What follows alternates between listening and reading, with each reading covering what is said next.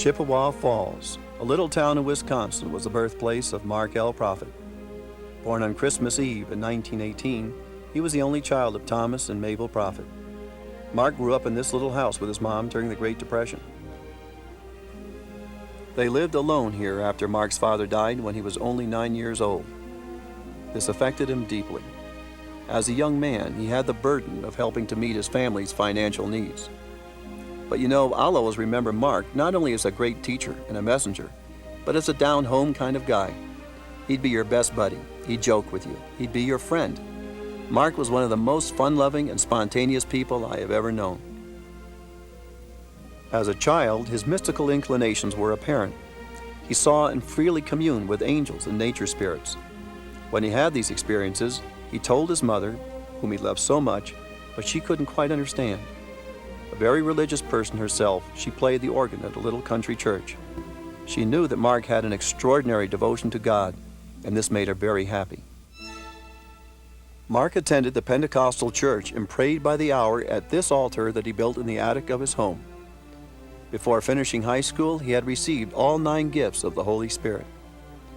When Mark was 18 years old and working for the railroad, El Morya appeared to him.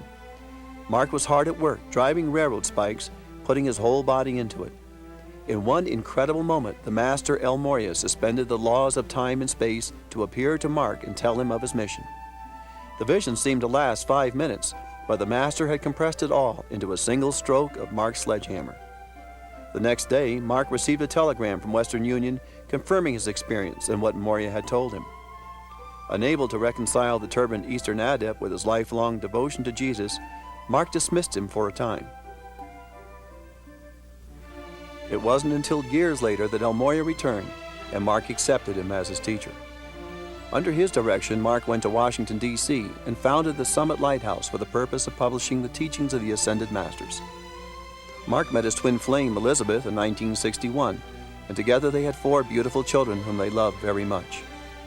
Mark and Mother took a special interest in teaching their children at a very early age. Mark loved to have Sean meet various people and recite what he'd learned, such as the table of chemical elements or the Greek alphabet.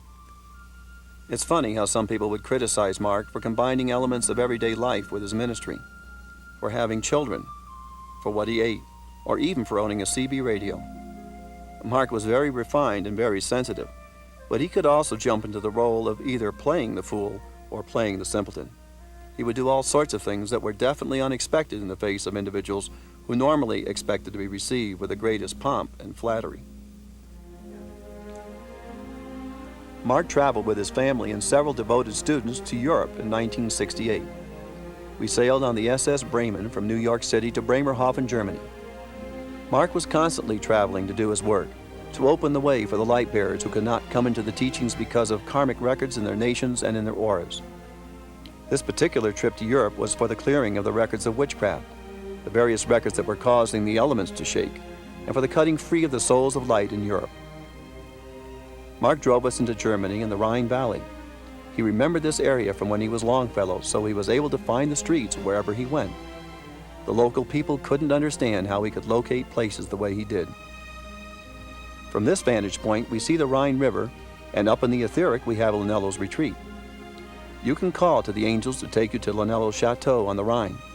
At this retreat, you may be invited to the Library of Scrolls, which contains diagrams of New Age cities, works of art, and inventions greater than we would dream possible. Or kneel at a special fountain and let Lanello sprinkle you with its holy water that's blessed daily by angels. Mark loved to drive. You always got the feeling when you were driving with him that not only was he scanning the physical octave in all directions, but was also reading the Akashic records of the landscapes which he would comment on, and he could carry on a personal conversation, talk on the phone or two-way radio, and expound on his latest insights from the Ascended Masters. On one such journey when I was with him, he dictated without a hitch or hesitation his entire poem entitled Tell Them. Santa Barbara, California was the birthplace of Summit University. The mother house was purchased in 1969 to fulfill Mark's vision for a New Age mystery school for the raising up of Chelas of the Great White Brotherhood. The first session of Summit University, then called Ascended Master University, was conducted by Mark himself for 2 weeks during the summer of 1971. It took about a year after its purchase to renovate the mother house, and on the occasion of its completion, the ladies donned their saris and we left from Santa Barbara for a pilgrimage to the sacred shrines of India. The Taj Mahal. In his final embodiment as Shah Jahan, Kuthumi built this architectural wonder as a tomb for his beloved wife Mumtaz Mahal. It symbolizes the mother principle and is the shrine of his eternal love for his twin flame. Mark's purpose in journeying to India was to bring light to the subcontinent, not the reverse. The masters had warned of the great dangers that world communism was posing in India. Unfortunately, we have seen a partial fulfillment of their worst prophecies. In their travels, the messengers tried to spread their message to world leaders wherever they could. In this case, Indira Gandhi, then Prime Minister of India, was given some recordings of teachings by the messengers. It's too bad she and other world leaders didn't accept the anointed messengers of the Great White Brotherhood. After seeing Mrs. Gandhi, they were granted an audience with the Dalai Lama. We can only show you the outside of his headquarters because pictures weren't allowed inside. In Kashmir, you'll see some of the most beautiful terrain in India. Right above this mountain and in this area is the location of Kuthumi's etheric retreat, the Temple of Illumination. Kuthumi is hierarch of the Brothers of the Golden Robe, and from his focus at Shigasi, Tibet, the master plays sacred classical music of East and West and compositions of the heavenly hosts on an organ keyed to the music of the spheres. With this celestial music, he draws souls who are in transition out of the astral plane and into the etheric retreats of the Great White Brotherhood.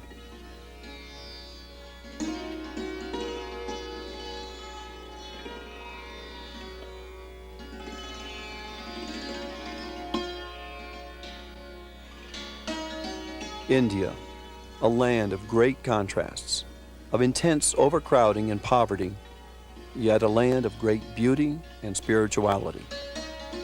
The India pilgrimage was one of the most physically exhausting but spiritually important trips made by the messengers. These were very quaint times, very intimate times. It's like we all lived in the bosom of Abraham. It was just like we lived inside of Mark. He was our life, all of our living, and he represented the masters to us. None of us could really know who El Morya or Saint Germain or the Elohim or the archangels were, except when we were in the presence of Mark and we heard them speak. We felt their vibration, their energy, and received their teaching. We were always grateful to him for reacquainting our souls to those inner teachings which have been guarded in the mystery schools since the last days of Lemuria and Atlantis. In his humility, he walked the path for all of us to follow in his footsteps.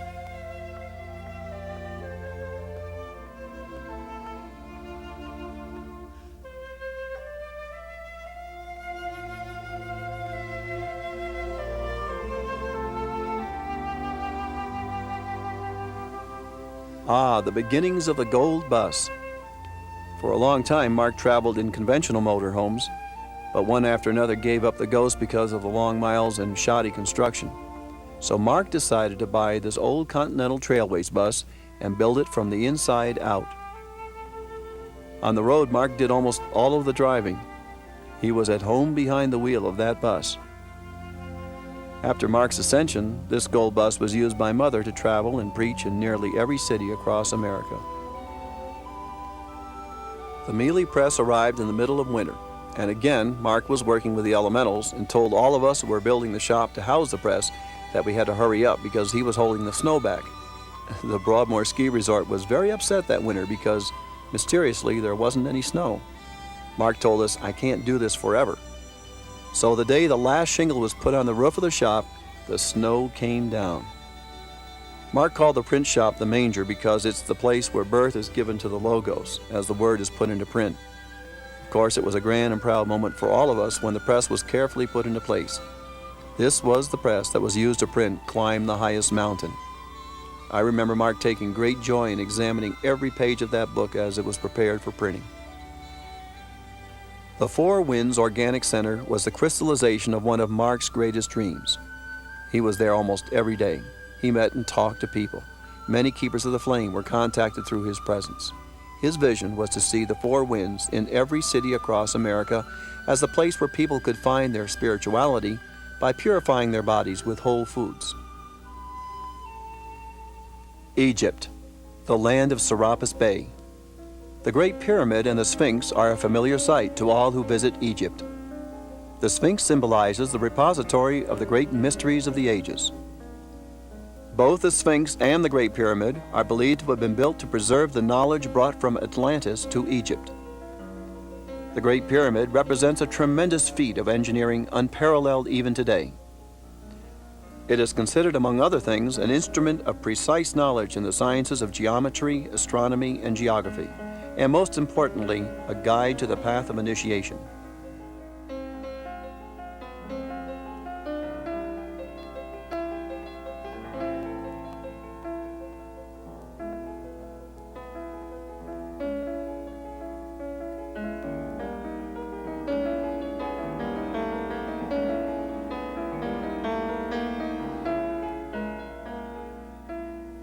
The Ascension is the culmination of millions of right decisions in many lifetimes. One of those lifetimes of Mark was as the pharaoh Akhenaten. At the same time, Mother was embodied as Nefertiti, his wife. Akhenaten was a courageous innovator who abandoned the pagan gods of ancient Egypt in their human and animal forms. He substituted for them a doctrine of monotheism centered around a universal god, the sun god Aton. Akhenaten, a true individual, the most remarkable of all pharaohs, the first prophet of history. This bust of Akhenaten was done in compliance with his orders that he be shown in complete fidelity to his unusual anatomy. This was in stark contrast to previous pharaohs who were depicted as godlike.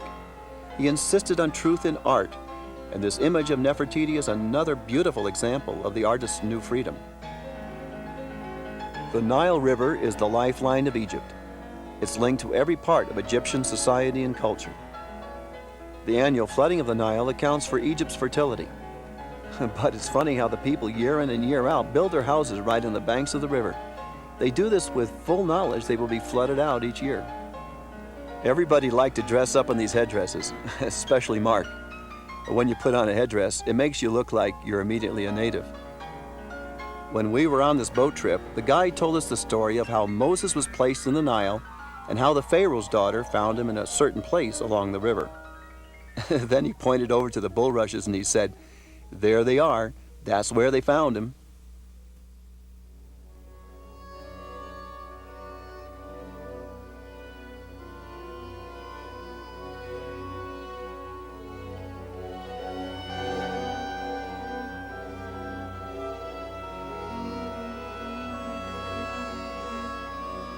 We traveled by bus all over the Holy Land, and we always made sure that there was an accordion nearby so that we could hear and sing our songs. I'm sure the bus driver was impressed that we sang everywhere we went.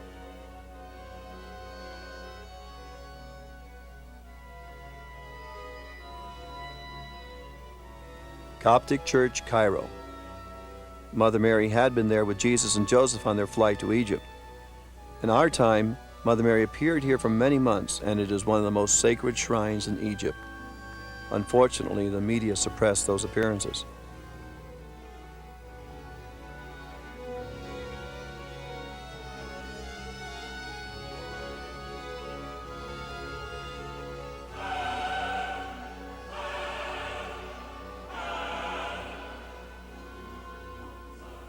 This is the Valley of Megiddo. It is said that the Battle of Armageddon will be fought here, that final great struggle between the forces of good and evil. You can see the valley in the background right behind Mark. Mother and Tanya are in front of the home of Martha and Lazarus. As Martha, in one of her past embodiments, Mother witnessed Jesus raising Lazarus from the dead.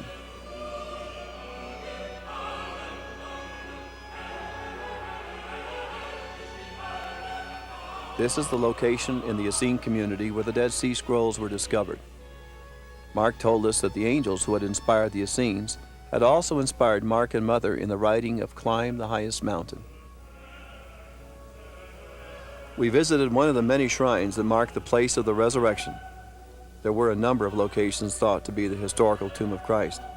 Jesus told Mark that the physical location was not of great significance because the event is contained in the Akashic records and can be contacted through inner attunement.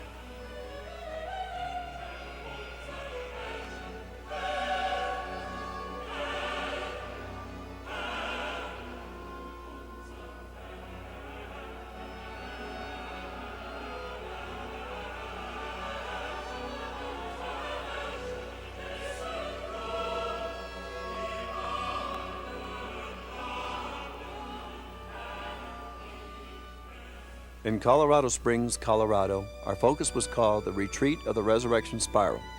Also known as La Tourelle, it is one of the most beautiful settings you could ever imagine. We always look forward with great pleasure to the arrival of students for a conference and to Mark's opening day address. You would find his lectures full of every kind of joke and story you could imagine, yet they were filled with great cosmic insights. Let's listen to the master storyteller tell the story about the man, his son, and the donkey. It's like the old story of the man who was crossing the bridge, and he had a donkey, and he had a little young son. And so they were both leading the donkey along, and the gentleman came along and he said, "How very, very foolish. Why in the world are you both walking when the donkey is well able to carry you both?" Well, he thought he would try it himself because he was older than the son, so he got on first, and then the son led the donkey, and someone came along and they said, "You ought to be ashamed of yourself, old man. There you are, riding that donkey. Why don't you let your little son get on?" So he put his son on. Another man came along and he said, "Why, this is ridiculous." He said, "That donkey's able to carry you both." Second time, so they both hopped on the donkey. The donkey went across another bridge, and then they were coming to another bridge, and a man came along and he said, "You ought to be ashamed of yourself, both of you riding that poor donkey. Why don't you carry the donkey?" So they whittled a pole out and leather thongs, and they tipped the donkey upside down, and they carried him over the stream, and the thongs broke right in the middle, and down he went into the stream, and that's all. That's exactly what happened, you see. Because human opinions would drive us half crazy if we let ourselves. And we never understand the truth because the truth is so simple.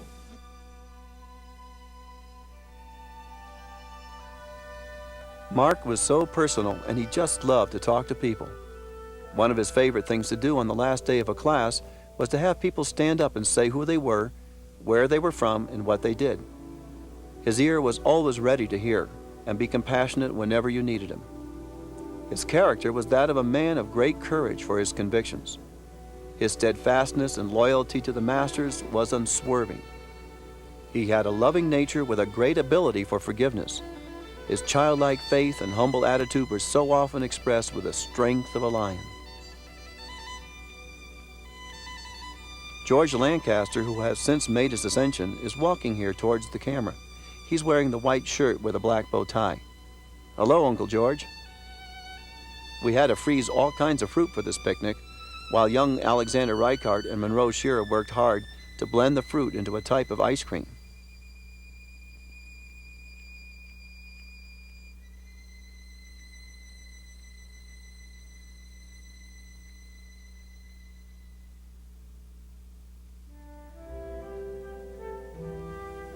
Now we have our beloved Ruth Jones. The Ascended Lady Master, Ruth Jones. She was with Mark and Mother for many years before taking her final victory in the Ascension.